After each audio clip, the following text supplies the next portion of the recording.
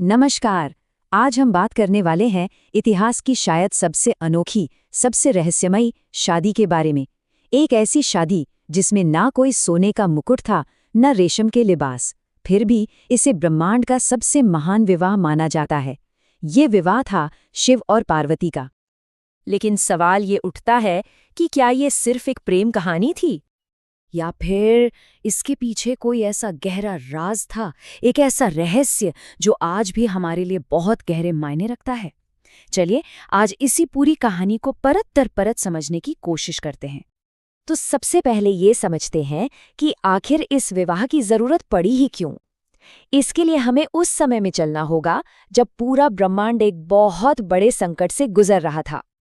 तो देखिए, हुआ ये कि माता सती ने अपने पिता के यज्ञ में आत्मत्याग कर दिया। इस घटना से महादेव शिव का दिल पूरी तरह टूट गया।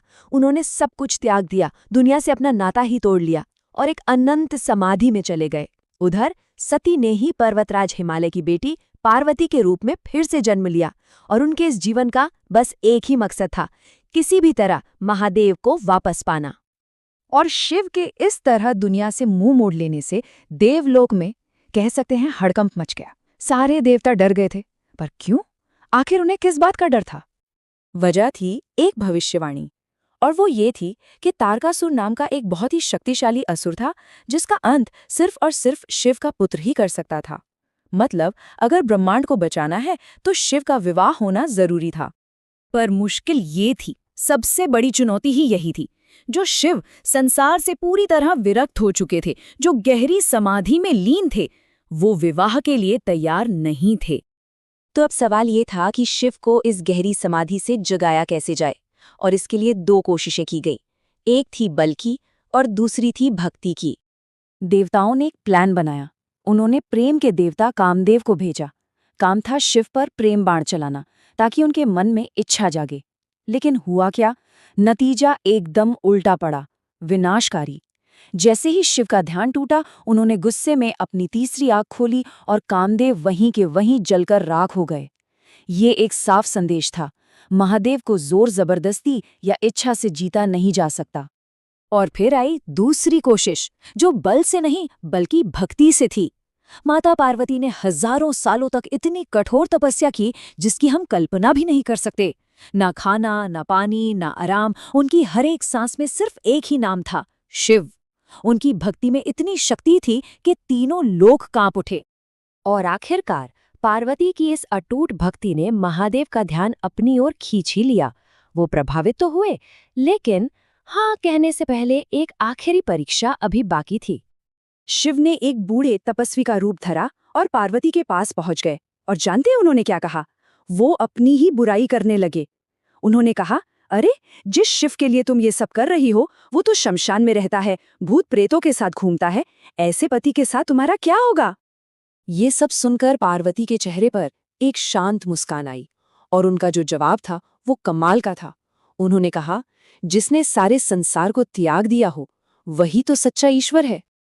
और बस यही वो पल था। शिव सब समझ गए। ये कोई दुनियावी प्यार या मोह नहीं था, ये तो भक्ति की पराकाष्ठा थी। ये पूर्ण समर्पण था। पार्वती की भक्ति ने उन्हें जीत लिया था और शिव विवाह के लिए तैयार हो गए। और फिर हुई वो शादी जो आज तक हुई किसी भी शादी जैसी नहीं थी। ये सिर्फ एक शादी नहीं थी, ये दो बिल्कुल अलग, दो विपरीत ध्रुवों का मिलन था। जरा सोचिए, एक तरफ जहां शाही शादियों में बड़े बड़े महल और सोने के मंडप होते हैं, वहीं शिव का मंडप कहाँ सजा? श्मशान भूमि पर। जहां मेहमान राजा महाराजा होते हैं, वहां शिव की बारात में कौन थे? भूत, प्रेत, गण और योगी। और खुद दूल्हे राजा का रूप जरा कल्पना कीजिए। पूरे शरीर पर भस्म लगी है, जटाओं से गंगा की धारा बह रही है और गहनों की जगह गले में सांप लिपटे हुए हैं। ये अलौकिक रूप देखकर दुल्हन का परिवार भी एक बार तो सच में घबरा गया था। तो आखिर सवाल ये है कि इस पूरी अनोखी शादी का, इसका असल मतलब क्या था? यहीं पर वो सबसे बड़ा रहस्य खुलता है। ये असल में दो शरीरों का नहीं, बल्कि ब्रह्मांड की दो सबसे बुनियादी शक्तियों का मिलन था। देखिए, एक तरफ है शिव, जो प्रतीक है चेतना के, यानी कॉन्शियसनेस के। वो स्थिर हैं, वो बस देखते हैं, एक साक्षी हैं। और दूसरी तरफ है शक्ति यानी पार्वती। वो प्रतीक है ऊर्जा का, एनर्जी का। वो गति है, वो शक्तियाँ हैं जो हर काम को करती हैं। इसे ऐसे समझिए, ऊर्जा के बिना चेतना कुछ नहीं कर सकती, वो बस है, निष्क्रिय। और चेतना के बिना ऊर्जा अंधी है, दिशाहीन है, उसे पता नहीं कि जाना कहाँ है। इसीलिए तो कहते हैं कि शिव शक्ति के बिना शव है, वो एक दूसरे के बिना अधूरे हैं। तो इस पूरी कहानी से, इस महान विवाह से हम अपने जीवन के लिए क्या सीख सकते हैं? वो असली संदेश क्या है? और वो संदेश है गृहस्थ वैरागी का। सोचिए, जो परम वैरागी शिव थे, वो इस विवाह के बाद एक गृहस्थ बने। उन्होंने परिवार की हर जिम्मेदारी को निभाया, लेकिन अंदर से वो हमेशा डिटैच्ड रहे, अनासक्त, दुनिया में रहते हुए भी दुनिया से ऊपर। इसीलिए शिव और पार्वती का विवाह सिर्फ एक कहानी नहीं है, ये असल में जीने का एक पूरा दर्शन है, एक फिलॉसफी है।